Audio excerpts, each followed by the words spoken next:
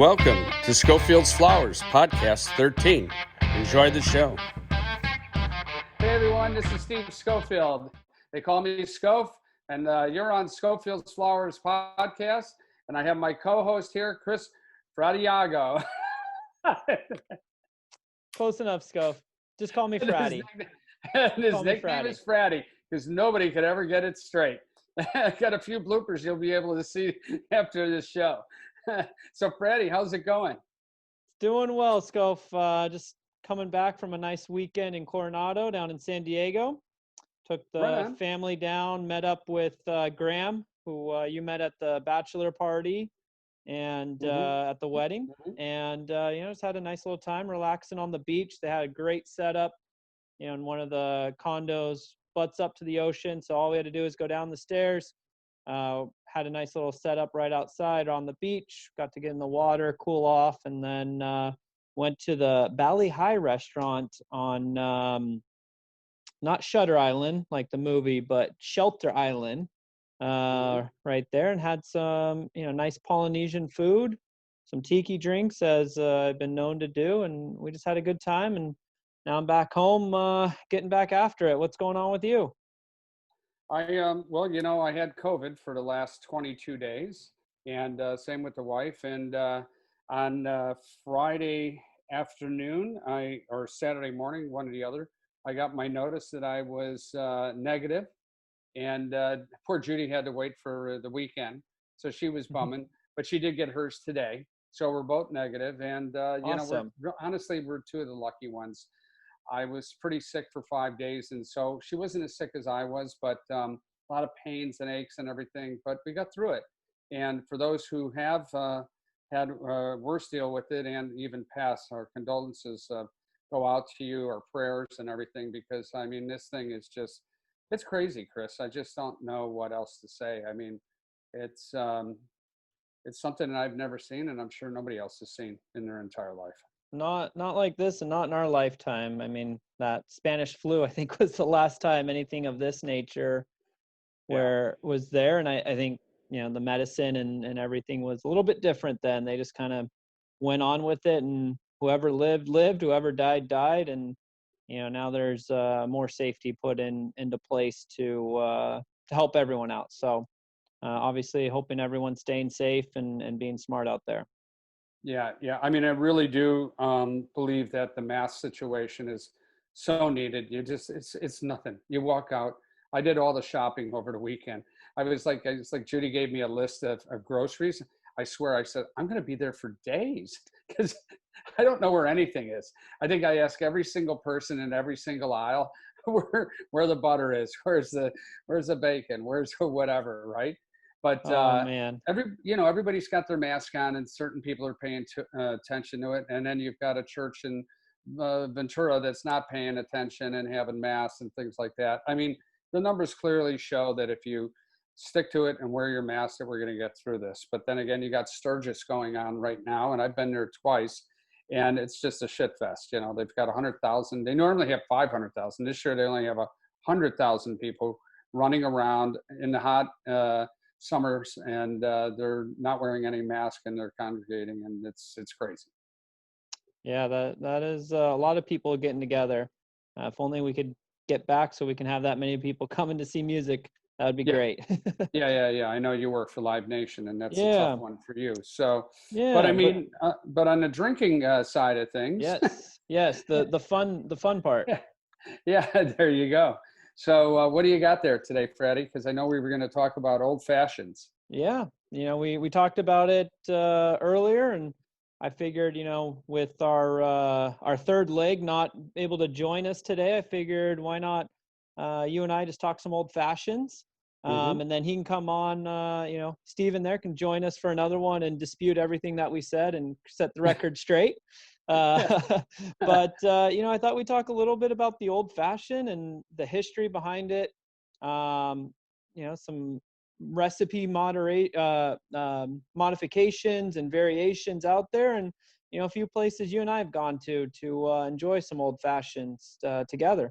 That's San Diego. Where did we go in San Diego? That trip was, and oh, by the way, while you're talking and everything, I'm gonna I got my glass here, and All I've right. got a knife, and I've got I'm going to start making my special drink. I'm not All right. really I always order the drinks from the bar. I never really, otherwise I drink straight up or on the rocks. So, Sure. but I'm going to attempt to make my first good old fashioned here. So as you're And that, talking, I'm going to be adding my bitter. I'll just do this in the camera and you yeah, talk.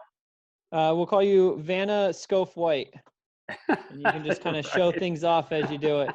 But it's funny that you say that, you're kind of just going to make your version of it, because from what I was reading and in my kind of history correspondence learning for what we're doing today, is there's a lot of very loose history. There's no one, this drink was made by this person at this bar, in this time. It's a lot of bits and pieces of variations of something similar kind of coming about, and then eventually it all came together and it was just kind of a known thing. So kind of looking at it, the first documented time of a cocktail was in actually 1806, and a newspaper was responding to a reader who asked for them to define what a cocktail was. And they responded that it's spirits, bitter, spirits, bitter, water, and sugar, which is essentially an old fashioned. Huh. Okay. Yeah. So then in 1862, Jerry Thomas' Bartender's Guide, How to Mix Drinks was published. And in there, they had a recipe for the old-fashioned Holland gin cocktail, which Huh. the recipe looked very similar to an old-fashioned that you would know today, but it instead used gin. So again, a very loose interpretation. This is what they were making. And you got your McKenna, which is a Yeah. great I like, little whiskey there for you. yeah, I like the sweetness in the McKenna. So I figured, with the old fashioned here. Yeah, and actually, I'll talk about a little bit later about using bourbon and rye, and kind of how the original way, or the listed way, was originally. Mhm. But then in 1895, Modern American Drinks by George Capillare, gonna just defer on that one, has an old-fashioned recipe, which was listed as a lump of sugar with a little water, 2 Mhm. dashes of Angostura bitters, which I know you were using, a Mhm. small piece of ice, a lemon peel, and a jigger of whiskey, to be mixed with a small bar spoon, and leave the spoon in the glass. So you Hmm. would be served with a little bar spoon in your glass of your old fashioned, which is a little different, I guess. I'm not sure what the reason was. I don't know if it was to dilute at your own desire, or mix the sugar in more. Some people like their sugar a little less dissolved. You get kind of more of a granular taste, and other people like it where it's well mixed.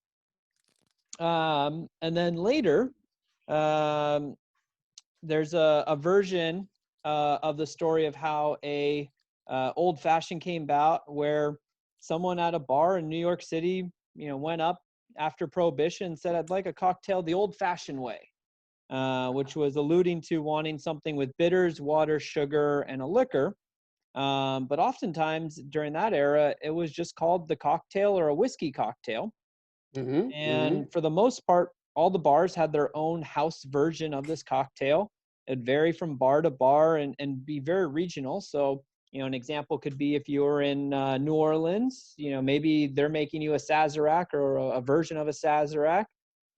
You could be in Chicago, and maybe they're using Irish whiskey, and they're throwing in a little grenadine, or something of that nature. So it was very loose on what the actual drink was. It's not like today where you can go to a bar and order an old fashioned, and very generally you're going to get the same drink. Right. Right. In most cases, it's been listed that originally it was made with a rye because it was spicier.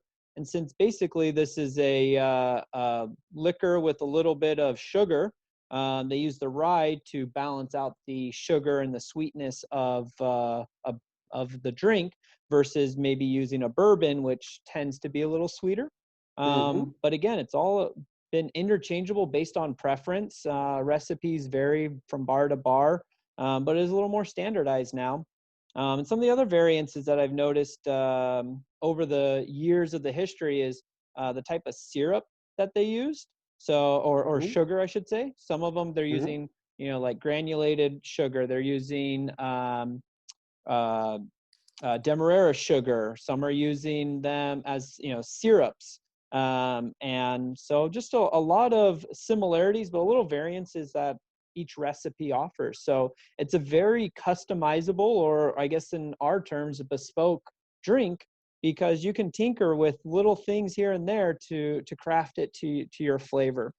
Kind of the last thing that I saw about the history of it was in the mid-century, or the Mad Men era, drinks got much sweeter. And so during that time, what was born is, I think, what a lot of people think of an old fashioned, which is when you would put the cherries and the lime at the bottom, muddle it, then you would add your whiskey and ice and have more of a fruitier flavored drink. And then I guess with the more of the revival of speakeasies and Prohibition era cocktails, kind of gotten away with it and went back to what would be considered the classic, which is going to be simply your bitters, sugar. Some call for a little bit of soda water, which if you're using like a sugar cube will help dissolve that sugar down and break down the cube, but not all places require or call for it. And then 2 ounces of your whiskey of choice and some ice. And then most call for a orange peel, but lime is, again, very interchangeable within it. Oh, yeah, that's right. It's an orange peel. Interesting. I put a lime in there. I didn't even think about that. And I had the oranges. And I didn't have any. I do like when I have the cherry juice in there. I do like that a lot. So that's one of the things. And I was tasting this, and I was like, it's really good, because I did put 2 little tablespoons of sugar in here, and then or teaspoons, tablespoons. Jesus, I'd be fucking rocking up my rocker. Have a little whiskey with your sugar, Scope. Yeah, right. Smacking, So, but this is good. I'm very pleased with it. So I just made my first old fashioned in a long time, and the McKenna too. I just love it. It's really, really fantastic. Which brings me to thinking about your bachelor party, dude. We went to a place that had the very best. In San Diego, we went to a place that had the very best. $7 grand. Was it $7 grand? Okay. Yeah. So it was one of many stops, I think, on the night. And they actually have one in LA, and then Denver, and I think Austin. So not many of them, but they're growing. All I remember is a very extensive whiskey list and a sign that basically had suggestions on how they made your whiskey, which was neat, on the rocks, or as an old fashioned. Yeah, and I remember they had lockers too. Like if you wanted to have your own whiskey, like I smoke cigars and I love going to the cigar store. And of course, every major cigar lounge has where you can buy a locker, right? But for me, I just never had a big collection of cigars. I'll have maybe 4 or 5 at the house. And, once I'm out, I'll go pick up a few more. But having that locker being available to you to keep and I'm sure you got to buy, I think I remember you had to buy the booze from them or whatever. And then you have your locker there. It was sort of like, brought up the importance and the sophistication, I guess I would say, of the people that were in there, because it was a nice crowd.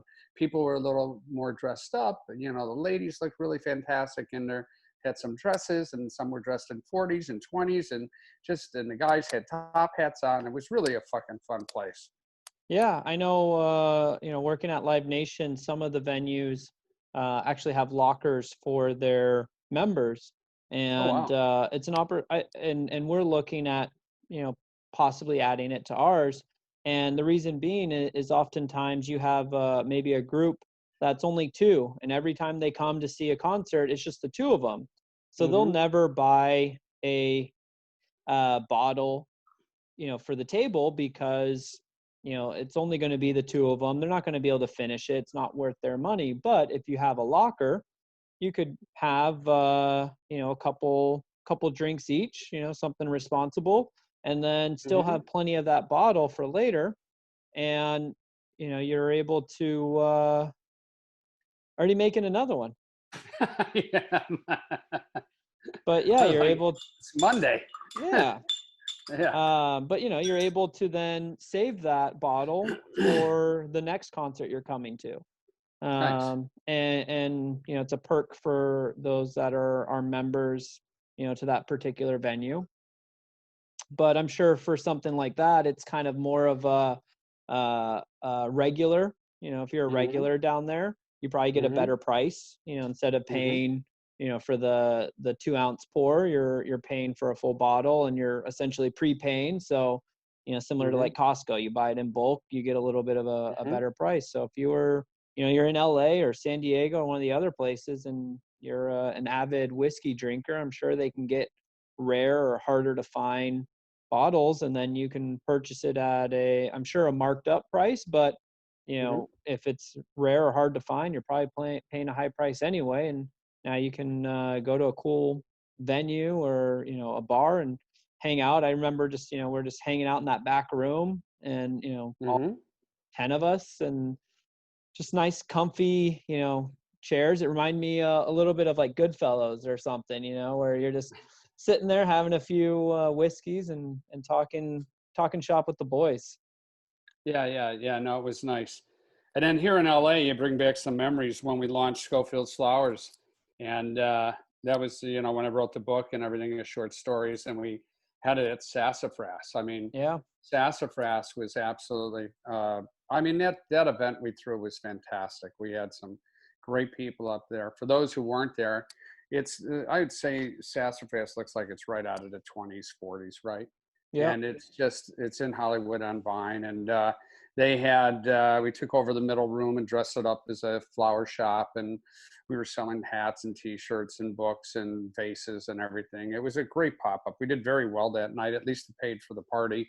And then you'd go through a back door, and we had the whole place looks like a speakeasy, but then we had our own little back area speakeasy with the police lineup taking your photograph, and we had tables with decks of cards, and it was just fantastic. But they're very, very famous here in LA for making a great old fashioned, and any type of really martinis to gin drinks to anything. But they have, I don't know if you remember, but they had this wheel going around the bar, and they make their own bourbon.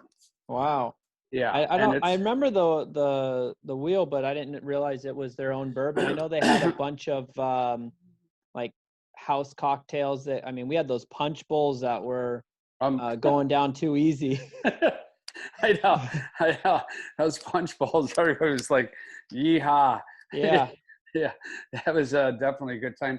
And I'll take it back. I don't know if I'll have to check in with them, and I'll let people know, but I can't remember if they make their own bourbon or it's an infused type of, they infuse it with some type of flavor or whatever, but it's definitely the only type of bourbon to get if you want to have a drink, a specialty drink from Sassafras. And they have great DJs, and they were just in Burlesque. In Burlesque, we had Burlesque that night, and they have Burlesque, and we've had Burlesque at our place now while we've been throwing our get-togethers at Lunetta all day. And I just pray to God that we can get going against, at least I don't think we'll be going until next year. But, I think when you go into a place like Sassafras, or you go into 7th and was it 7th and Vine? 7 Grand. 7 Grand, I apologize. When you go into 7th and Grand, 7 Grand, hey, this old fashioned's kicking in. Then you feel like you're sort of going back into time a bit. Yeah. Because people, when they're going to these places, sort of dress up a little nicer. It's a night to get out in the evening. Let's throw on our top hat. Let's throw on a nice jacket, our favorite shoes and jeans rolled up or whatever. it's fun. Yeah. I mean, And I'm I just think sassafras is like New Orleans it is. vibe, and the rest of those 1933 all have their little, different Hmm. ones. I don't know if we talked about it on the podcast, but I know we were talking about Harlow, which is like a 1920s Hollywood bar that Yep. they have that, the wife and I love.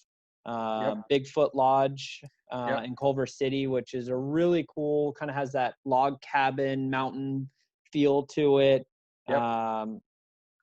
And you're right. To me, I mean, I know you're making your first old fashioned in a long time, but for me, I like to be bartender at home, and I have all the mixers and ingredients to make tiki drinks and classic cocktails. For me, when we go out, I like it to be something special. I want either a place that makes really good drinks that I can't make, either because the ingredients would just be too cumbersome to make or get, Hmm. or the ambiance, the transformation into another time where it's taking it back to prohibition era, or going somewhere with a view like we did over the weekend at the Valley High, and being able to look over the water and see downtown lit up, and all that, and to me that's what makes going out fun. Otherwise I can make them Hmm. at home and just sitting around and shoot the breeze that way, and the cost of a couple of drinks, I could buy a couple bottles. Yeah. So Well, come to think about drinking at home, our other partner in this podcast and in charge of our liquor situation here is like um, Stephen hit me back up. He said, I was just like it's just like watching. I turned him on to Yellowstone, so right. he's been watching Yellowstone, and he just redid his backyard and lives off a golf course, and so yeah, the wife went to bed early, and he stuck around and he started making old fashions, and he's just hung over his shit today. Oh So, man. he turned me on to some really good, drinks here, but he has one that he calls, oh, what is it here? It's the carre, and it's it's 4 dashes of bitter, 2 teaspoons of Benedictine, 3/4 of a sweet vermouth, 3/4 of cognac, and 3/4 of rye whiskey. Jesus, no wonder he's not on the show today. And a garnish is either cherry, lemon peel, and it's served on rocks or up. Oh, I'm like, damn, Holmes, that is crazy.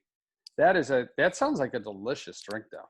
yeah, and I don't know, I've heard of Benedictine, Mhm. but I'm not sure I don't know if you can see what that. it is. That's a great little glass.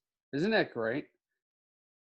Well, he knows the glasses, right? He was turning us on to those glasses yesterday. So, um, yeah, Huh. I mean, it's that looks like a good one. So when we get back together, he's definitely going to have to give us a mix us up. Yeah. He wanted to invite us out to his new place. He just bought a new home, so we'll definitely. But Yes. yeah, So Benedictine is a herbal liqueur produced in France. It has 27 flowers, berries, herbs, roots, and spices. wow, And it's developed by a wine merchant in the 19th century. And the original recipe are from monks in Normandy. huh? Well, And he does look. it was lost in the ashes of the French Revolution. Wow. Interesting. Yeah. Well, Steve does look like a monk when you think about it, right? So you get the shit, Steve, for not being on on the Zoom today, right? Exactly, Yeah. exactly. So it's funny that you brought up that, because I looked up some different variations. Again, this, an old fashioned is very customizable or tailored to your specific taste. And some variations I was able to find are going to be the Sazerac, which is famous from New Yep. Yep. Orleans. Yep. Uses a different bitters. It uses the Peychaud bitters, Hmm. and then it adds a absinthe rinse, and is always garnished with lemon instead Hmm. of an orange. Hmm. And then if you get into some different spirits, you have the rum old fashioned, you have the Oaxacan or the mezcal old fashioned. I've had that So actually. That's very to good. Yep. which I really enjoy those because now you're getting kind of a smoky Yep. flavor profile. And Yep. then And we talked about mezcal last week too. Yep. And then the Wisconsin Old Fashioned, which is made with brandy instead of whiskey. Very popular, I guess, up there for doing that. It's colder. That's why. It's very cold. Yeah.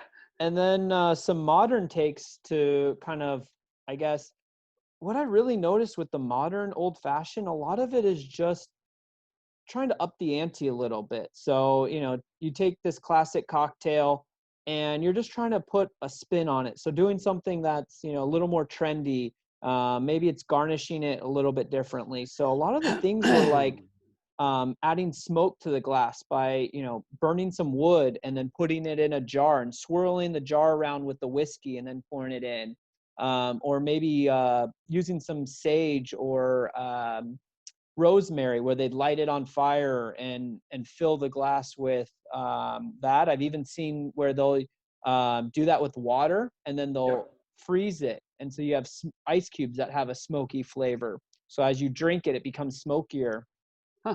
You mentioned the possibility that sassafras uses some sort of infusion, where I've seen that they've some places will like barrel an old fashioned.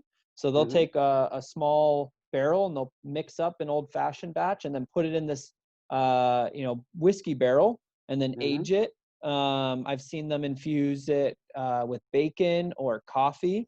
Those have been some common kind of modern takes on it. I saw one where they poured the drink over cotton candy instead of adding sugar, which was interesting and I'm sure has a cool presentation. And then kind of changing up the bitters. I've seen them add chocolate bitters. That one came up a lot of times. Or, say, for example, you're making a mezcal old fashioned. Maybe you're adding some mole bitters or some sort of spicy bitters to it, playing up the Latin flavors. And then just some other stuff where they'll add like cinnamon, either via syrup or smoking it, that kind of thing. There's actually a little spot in Dana Point near me called Stillwater where they have one called a whiskey and a cigarette. And it's got some coffee grinds that they mix in with it. And then they light a cinnamon stick. And so when they deliver it, the cinnamon's, going off. So you get those aromas and it's to me, the modern old fashioned take is just kind of more about adding a little flavor that in a different way. And then a lot of presentation and kind of creating that ambiance for the drink. So, again, what I really would say about the old fashioned is make it how you want and enjoy it how you want. And I mean, I think that's just how, enjoying drinks should be. It's not, that this is better or this is how it needs to be done. Make the drink the way you like it. And as long as you enjoy it, who cares? Yeah. I mean, I think that like when you walk into a place like the places that we've been talking about and you see these mixologists, they're just fantastic. I represented, we as a client had a Belvedere years ago for like 3 years. And we did a whole series on the top mixologist. And that was a great series. And some of these guys and girls were just absolutely fantastic. Oh yeah. And I mean, it's an art. It is a true art. And they've had, top mixologists in the country and the world and everything else. So I think when I go to a place like that, I think I just love sitting there watching the guy. And I'll question him, like, why are you doing this? Because some guys will use that little strainer and they're pouring it through and everything. And I've seen them light the orange peel and, do a little magic trick on top of it with the deck of cards. And, it's nuts. But I think by the time you get your drink, because it does take a little longer, you're waiting for your drink if you have 7 people with you and you order 7 old fashions, it's going to take a while to get your drink. But boy, once you do get it, it's fantastic. Yeah. And they're dangerous. I love sitting at the bar and I just watch the bartenders work at at certain bars, other places it doesn't matter, but I love sitting down at a bar in a stool and just watching them do what they do and learning what, makes each bar unique, or each bartender even. Some will make the same drink, same recipe, but how they do it and their approach is very different. And I don't think that it changes the drink necessarily, but it's presentation. So how I would make it, how you would make it could be the same thing, but just adds a little spice to it, and how you garnish it. Like you said, like lighting the orange peel on fire, or how you express those oils, or whatever it could be. And it's just fun. I really enjoy, and I think not to say that everything else that's going on, we should forget about, but it's one of the things I miss a lot. Just not being able to go to a nice bar, sit down, have that interaction and that social part, and then just watching them work and taking notes. Yeah. Well, since I travel a lot, not being able to travel, and honestly, last time I traveled, I might have caught the damn COVID. So when I went to Portland, so talk about a city that's a mess right now. Oh my God, Chicago, they had riots. Portland's rioting again last night. It's crazy. So I did find a cool place while I was in Portland, though, that let us in, and we had it was called Two Olives, I believe, and it was fantastic. Guy made a fantastic drink. So we were the only two people in the whole place, and we couldn't even sit at the bars. Wow. I think we'll get there eventually, but who knows? Yeah. But in the meantime, we keep on ordering stuff for the house here we got stuff from Amazon being dropped off every day. I swear to God. I know. Clothes. I don't even wear any clothes anymore. I wear the same T-shirt and sweatpants or shorts every damn day. My stimulus money has definitely gone to Amazon. Yeah. And by the way, I got to show you what I got. I don't know if you've recognized the fact that I got these cool fucking sunglasses on. I saw them there, but I didn't know if it was a COVID thing. You wear sunglasses too, or what? Hang on. I got to take these off.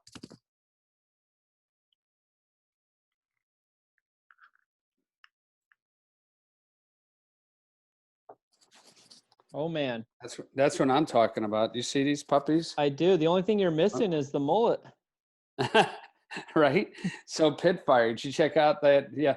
And they give you this, like it's the whole 80s, Oh man. that you can just drop them and everything. These things are fucking fantastic. And their website is absolutely hysterical. Their packaging is insane. Their packaging is like, go as fast as you can go. The Grand Prix of sunglasses. And when all their emails to you are just as hysterical as can be. And they're blowing up like crazy right now. So I feel like you need to be on like a boat in the river, in like the Ozarks, with a faux mullet, because you need the top part to make it a mullet, right? And just ripping up some waves. I will show you the full mullet here in 2 seconds. So I got a picture of me and Michael Jordan in his rookie season. No way. Yeah, it's great. You're going to love it. I look like so fucking different. I look younger now than I did then. Huh.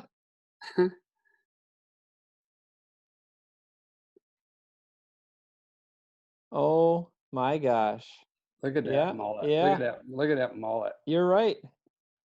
You haven't aged a day. You look 60, 65 then.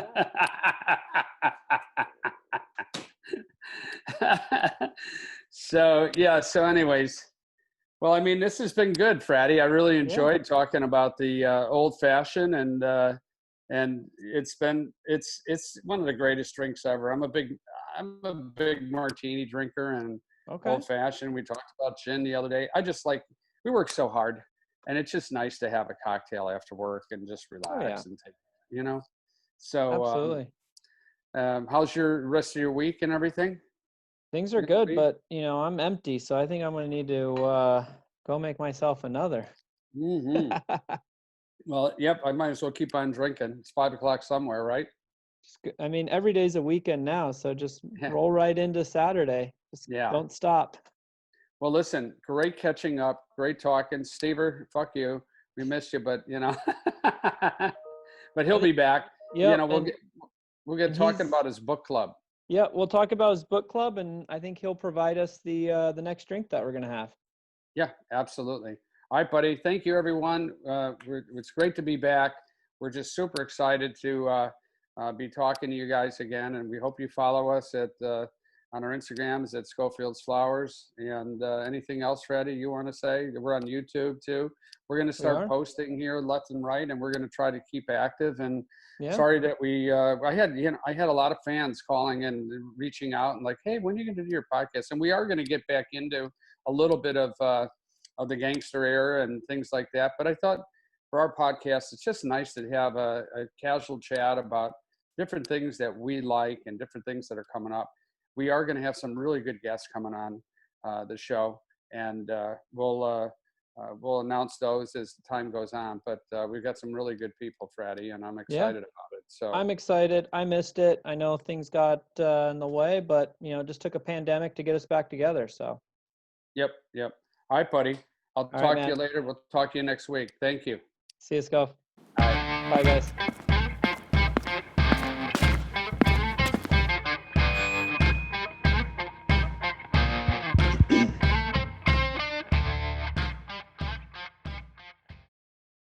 Mine's been fine. Okay. You've been freezing on and off. Then you go, baby. What's that? Your internet is unstable. It just said to me. All right.